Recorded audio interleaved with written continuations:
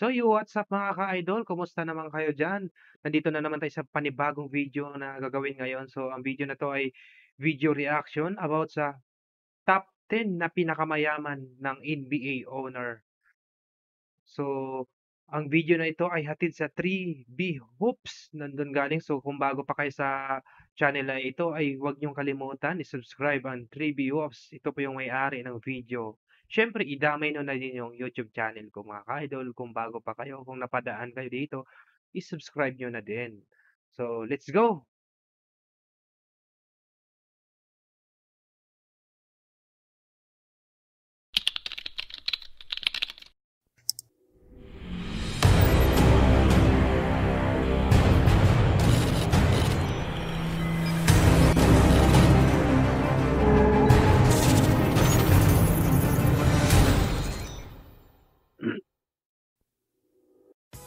So, kamusta kayo mga pre? Last time ay pinag-usapan natin kung bakit nga ba malaki ang kinikita ng mga NBA players kumpara sa dalawang major sports sa US, gaya na lamang ng American football at baseball. Ngayon naman, i-check natin kung paano nga ba kumikita ang mga team sa NBA at sino-sino ang pinakamayayaman na team owner ngayon. At kaya nilang bayaran ng sobrang laking kontrata ang mga players gaya ni na LeBron James, Steph Curry at James Harden. Ang mga information na to ay based sa businessinsider.com as of November 2019, meaning gumalaw na ang mga net worth ng mga team owners na to since last year pa. So bago ang lahat mga pre ay huwag nyo kaming kalimutang i-follow sa aming Facebook page at i-check nyo din ang aming YouTube playlist para sa iba pang mga NBA stories. Unahin natin ang pansampu sa listahan, ang owner ng Dallas Mavericks, si Mark Cuban. Ang pera niya ay nanggaling nung ibenta niya sa Yahoo ang broadcast.com noong 1999 na may value na $5.7 billion. Ang ginawa noon ni Mark Cuban ay ininvest niya ang kanyang pera sa mga venture kasama na dito ang film distributor gaya ng Magnolia Picture, mga healthcare company at lighting firm na Luminate. Ang pangsiyam ay si Joshua Harris ng Philadelphia 76ers. Si Harris ay isang banking investor na nagsimula pa noong 1980s bago siya magtayo ng kanyang sariling equity firm, ang Apollo Investment. Meron din siyang shares sa mga teams gaya ng Crystal Palace para sa Premier League Football at ang New Jersey Devils para naman sa hockey. Ang pangwalo ay si Tillman Fertitta ng Houston Rockets, isang kilalang businessman na may-ari din ng malalaking restaurant sa US gaya ng Landry's, Rainforest Cafe at ang Morton Steakhouse. Bukod pa dyan, meron din siya mga hotel and casino sa may Midwest. Ang pangpito ay si Tom Gores ng Detroit Pistons. Sa mga unang nabanggit ko mga pre, ay siya na ata ang may kwento ng rags to riches story. Mula sa edad na 5 years old, ay pumunta ang pamilya nila mula Nazareth, Israel papunta dito sa US. Nag-aral siya noon sa Michigan State University at kasabay noon ang pagtatrabaho bilang janitor para makatapos siya sa pag-aaral. Noong 1995 ay tinayo niya ang Platinum Equity, isang private investment company na ang mga naging client niya noon para umabot sa billion-dollar status ay ang Motorola, Fujitsu at Alcatel. Ang pang-anim ay si Dan Gilbert ng Cleveland Cavaliers. Siya naman ang founder ng Quicken Loans na isang lending company na tinayo niya noong 1985 kasama ang kanyang kapatid na si Gary. Nagtayo din siya ng isang gaming company, ang Rock Gaming, na ngayon ay tinatawag ng Jack Entertainment, na may kontrol sa mga hotel and casino sa Ohio, Kentucky, Maryland at Michigan. Ang panglima ay literal na pera, ang may-ari ng Memphis Grizzlies, si Robert Pera. Siya ang pinakabatang team owner sa NBA. Dati siyang nagtrabaho noon sa Apple, bago siya magtayo ng sarili niyang company noong 2005, ang Ubiquiti Network, isang Wi-Fi and access point industries.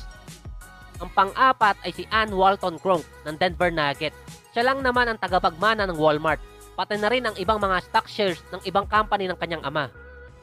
Lumaki talaga ang kanyang net worth na mapangasawa niya si Stan Kroenke na isang billionaire din na may-ari ng teams gaya ng Los Angeles Rams, Arsenal FC at ang Colorado Rapids. Ang pang-tatlo ay si Mickey Arison ng Miami Heat. Ang pera naman niya ay nanggaling sa pamilya nila na may-ari ng cruise ship, ang Carnival Corporation. Siya ang nagmana ng company noong 1979 at naging CEO bago siya mag-retire noong 2013 at naging isa sa pinakamalaking cruise ship operator sa buong mundo. Ang pangalawa naman ay si Joseph Chai na isang Canadian, Taiwanese, Hong Kongese, basta Asian siya mga pre. Siya lang naman ang isa sa nagtayo ng Alibaba Group, ang company ni Jack Ma. Kakabili pa lang niya sa Brooklyn Nets last September 2019 at siya din ang may-ari ng Los Angeles Football Club ng Major League Soccer. Ang number 1 naman ay si Steve Ballmer, ang may dahilan kung bakit sobrang taas ngayon ng value ng mga team sa NBA nang bilhin niya ng $2 billion ang Los Angeles Clippers noong 2014. Dati siyang CEO ng Microsoft at nasa top 20 na pinakamayamang tao sa buong mundo. Nang bilhin niya ang Clippers noong 2014 ay nag-resign na rin siya dito. Meron din siya mga real estate company at investment firm.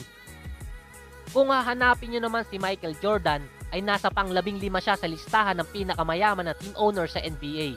Ayon yan sa Business Insider mga pre, dahil nakuha ni MJ ang kanyang $1 billion status dahil dito kay Steve Ballmer. Noong 2010 ay binili ni Michael Jordan ang majority shares ng Hornets na $175 billion na halos 63% ng total value nito na $278 million. Nang bilhin naman ni Steve Ballmer ang Clippers noong 2014 na may halaga na $2 billion ay nag-adjust din ang mga values ng team sa NBA.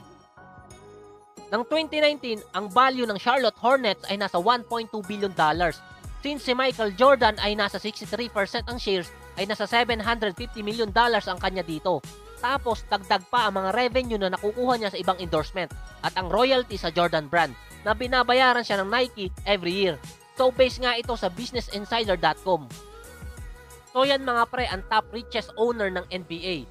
Ngayon naman ay silipin natin kung paano nga ba kumikita ang mga NBA teams at gumagastos sila ng milyon para sa mga kontrata ng mga players. Ang data na to ay based sa Forbes magazine. Para dito ay i-base natin ang discussion sa pinakamahal na team sa NBA, ang New York Knicks at ang Los Angeles Lakers. Alam naman natin ang Knicks at Lakers ay naglalaro sa isa sa pinakamahal na city sa US. Ang value ngayon ng Knicks ay nasa around $4 billion. Ngayon ay hahatiin ito sa 4 na bahagi, ang brand, arena, market at ang sport.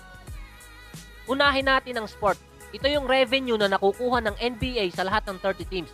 Sabi ko nga sa isa kong video, kada $1 ay may percentage dito ang team owners at ang NBA Player Association.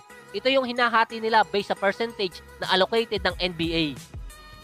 Susundan naman ito ng brand. Ito kasi yung pangalan ng team na ibebenta nila. For example, sa 3 billion value ng Knicks ay 447 million ang presyo ng pangalan nila. Kaya bibihira ang mga teams na nagpapalit ng nickname. Ang isa pang example dito ay ang Golden State Warriors. Nang bilhin ito ni Joe Lacob ay nasa around $300 million. Nang nakakuha sila ng championship at 5 sunod-sunod na finals appearance ay tumaas ang value ng team na mahigit $3 billion na kahit lumipat na sila ng San Francisco ay hindi sila nagpalit ng pangalan. Ang susunod naman dito ay medyo komplikado at ang pinakamalaking portion kung saan kumikita ang mga teams mga pre, ang market. Ito kasi ay based kung gaano kalaki ang city at kung saan naglalaro ang mga teams.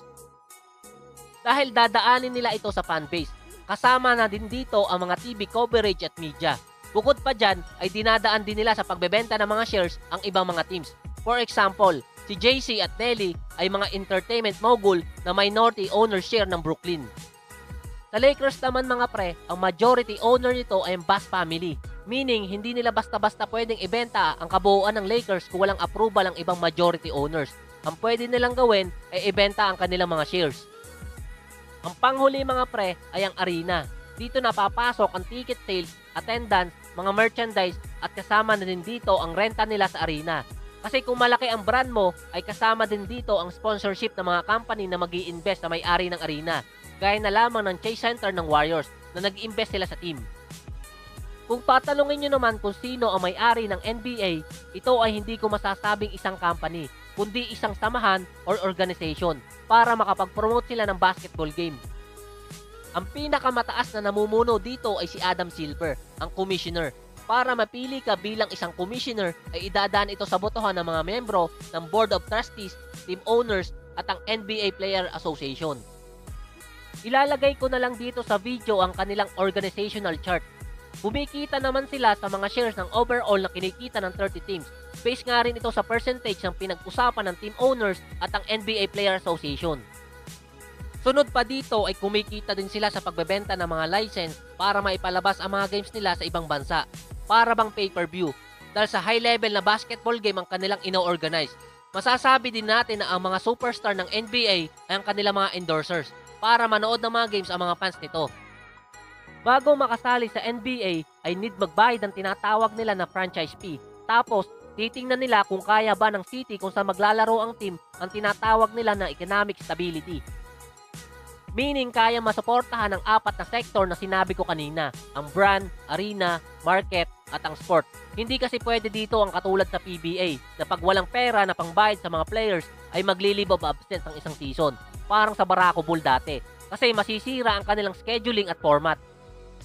So yan mga pre ang kwento ng pinakamayaman na team owner sa NBA at kung paano kumikita ang NBA mismo at ang mga team owners nito. Pinaliwanag ko na sa pinakamadaling paraan. Maituturing talaga na investment ang pagmamay-ari ng isang NBA franchise. Kung natuloy lang sana ang pagbili noon ni MVP ng shares ng Sacramento ay baka lalo pa siyang yumaman. Dahil dito nga kay Steve Ballmer. Sa mahigit ba naman ng $50 billion na net worth ay bare lang naman sa kanya yon. So hanggang dito na lang ulit mga pre. So yun nga mga ka-idol, grabe. Yun po yung top 10 riches ng NBA owner at paano sila kumita dito sa games at yung mga mamayari. So grabe, billion-billion yung halaga mga ka-idol. So maraming salamat sa inyong pagpanood. Hanggang dito lang mga ka-idol. Thank you.